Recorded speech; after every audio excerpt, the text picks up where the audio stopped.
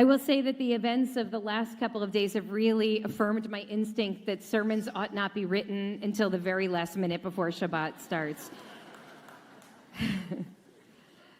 But I want to start locally first, here in Los Angeles.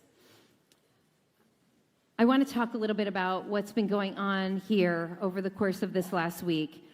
And I have to start by admitting that I was truly ambivalent about going downtown last week, because many of us knew from the start that what was unfolding here in our city was political theater.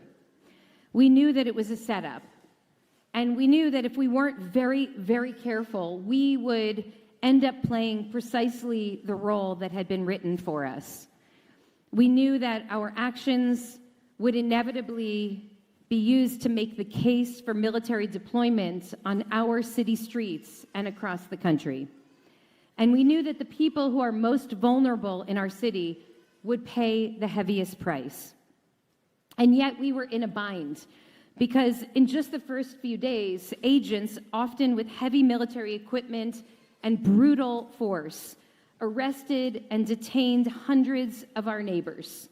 These are people who were driving to work, who were caring for little children in a park, who were cleaning dishes, who were cutting lawns, who were walking through a church parking lot. One was a woman who was 9 months old. One was a child 9 years old. To not speak out is to obey in advance. It is to abandon our family, our friends, and our community. It is to willingly hand over power to a regime for whom cruelty is the point. It is to betray our history, our Torah, and our deepest values. This is why so many of us are working so hard right now to figure out what exactly we are called to do.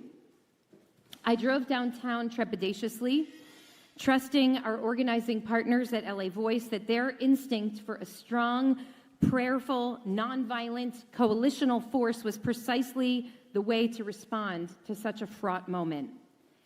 And as many of you witnessed firsthand last week, they were absolutely right. I want to tell you what I saw from the stage that evening. I saw a few thousand Angelinos, about half of them IKAR members apparently, standing shoulder to shoulder, singing and praying and offering the most powerful counter-narrative to the media and the administration's portrayal of our city as a lawless bastion of burning Waymos and American carnage. I was thinking on the stage that evening about the iconic moment at the March on Washington in 1963 when Mahalia Jackson shouted, "Tell him about the dream, Martin." That moment that inspired Dr. King to put aside his notes and instead share from his heart his vision for a just America. I thought that because I realized, looking around on that stage and at the crowd as the sun set Tuesday evening, I thought, this is the dream for Los Angeles and for our country. The dream of a multi-faith, multi-ethnic society, one that is strengthened by its diversity, one that honors the image of God in every single person, one that is driven not by fear of the other, but by love of the other, one in which our leaders work together to help us strengthen bonds of mutual responsibility and help us remember that our destinies are all tied up in one another. I wish it had not taken a true crisis in our city to remind us of that dream, but I was so deeply moved to witness a hint of it before our very eyes. 2 nights later, Israel struck deep into Iran, as we all now know, targeting military leadership and nuclear infrastructure. And I think about Vivian Silver, who was murdered on October 7th by men who were trained by and paid by that regime that was struck on Thursday night. And I think about my classmates in rabbinical school and friends who were murdered in a bus bombing and at the Hebrew University cafe attack, in attacks that were sponsored by that same regime in the Second Intifada. And I think about my dear friend's mother, who was murdered in the AMIA bombing in Buenos Aires in the 90s. And I believe the regime when it tells us that if given the opportunity, it would destroy the state of Israel and everyone in it and connected to it around the world. And I, too, am absolutely horrified by the idea of that regime holding nuclear warheads. And even as my family and friends in Israel gathered their babies and raced into bomb shelters on Thursday night, one of my friends, an Iranian dissident, texted me that she could not reach her family in Tehran because power had been cut off all across the city. And I was reminded that as essential as it is to separate Jews and Israelis from Israel's government and Americans from our own government, so too is it critical that the people of Iran not be conflated with the repressive, murderous regime of the Islamic Republic. And then, almost immediately, the regime began to retaliate with barrages of drones and missiles. And our phones started blowing up. Red alert, Jerusalem. Red alert, Tel Aviv and Petah Tikva and Bnei Brak and Bat Yam. Red alert, Cholon. Red alert, Ra'anana. All of this is unfolding now, even as we speak. The sky is on fire.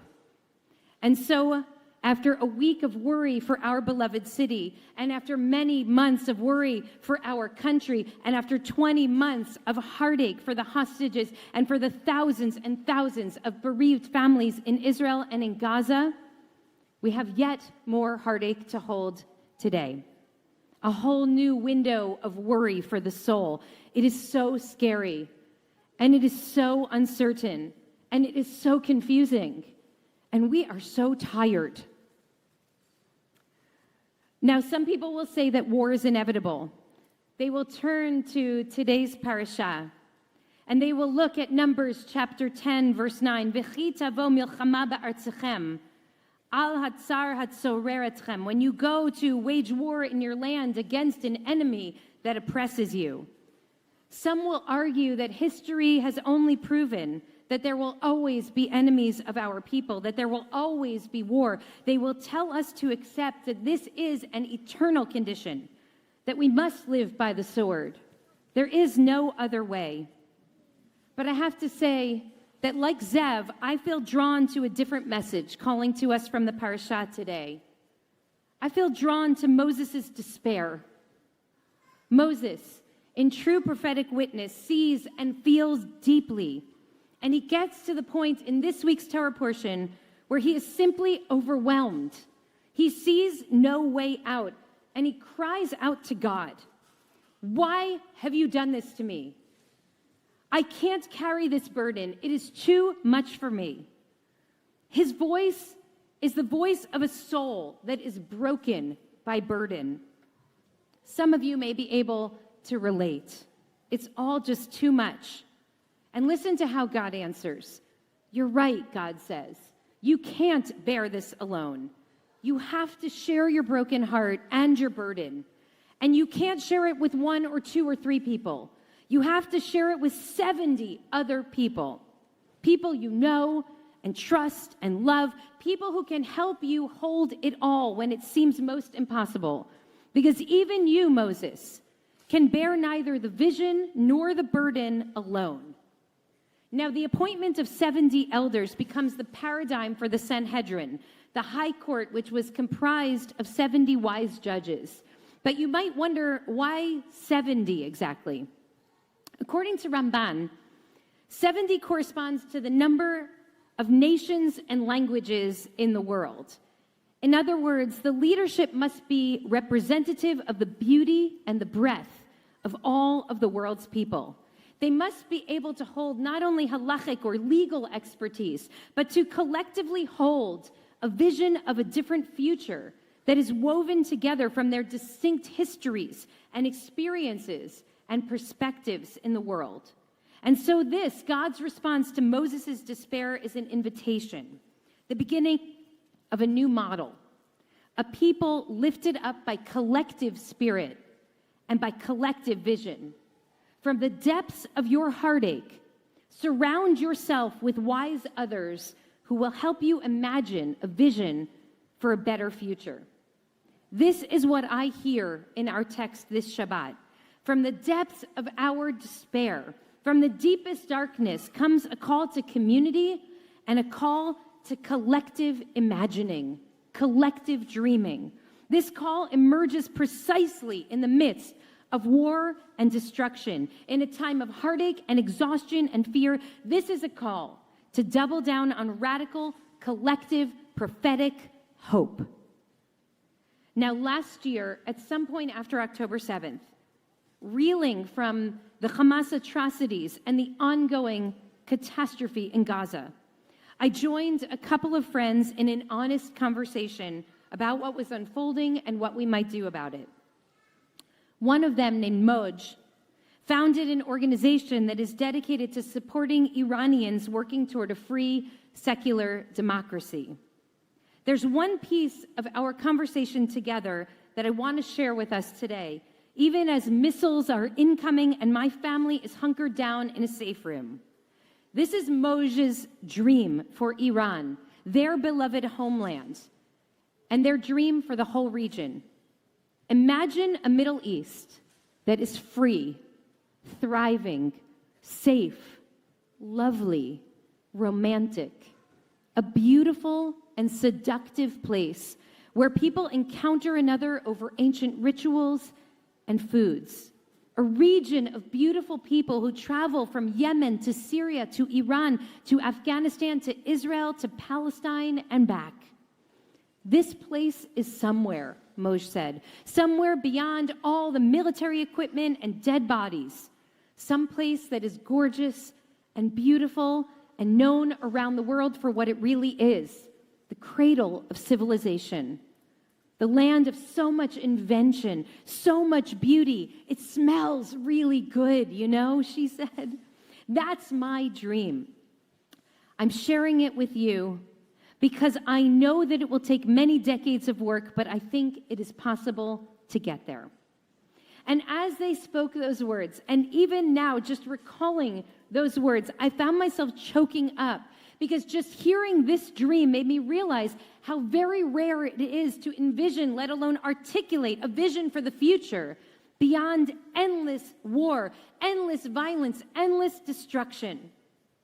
So I want you to imagine with me for a moment, one of the most important trade routes in the ancient world was from Egypt in the south to Mesopotamia in the northeast. And it passed through Sinai, Gaza, Ashkelon, Yaffo, and then on to Damascus.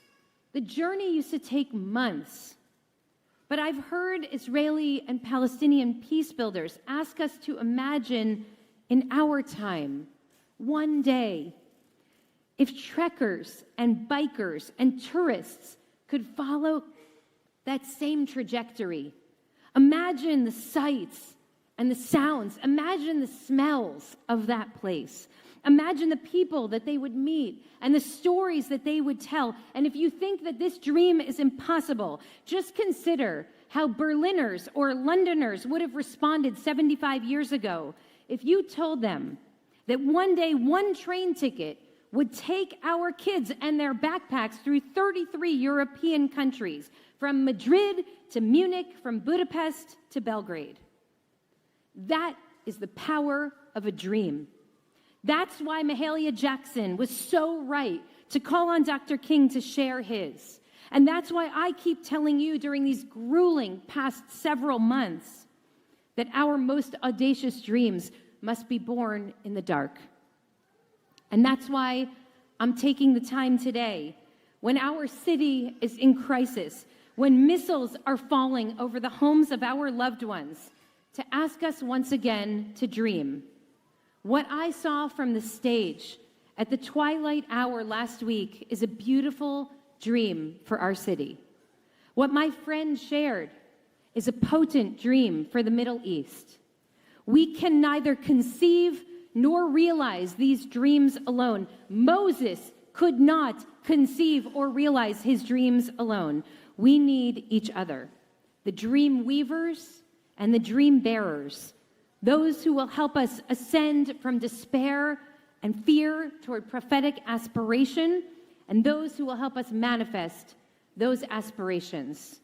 So I want to invite you to take a moment in this prayerful place, a moment of quiet dreaming, quiet collective dreaming. I want to ask you to close your eyes for a moment and imagine what your dream is for this place, for Israel and the Middle East, for our country, for the United States.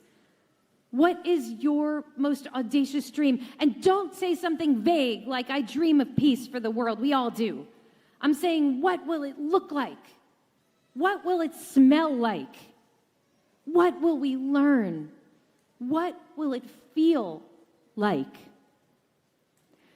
Because in the days ahead, we will be called again and again to discern the role that we will have to play in response to the unfolding tragedies and crises all around us. We will have to decide where to put our bodies and our money and our hearts.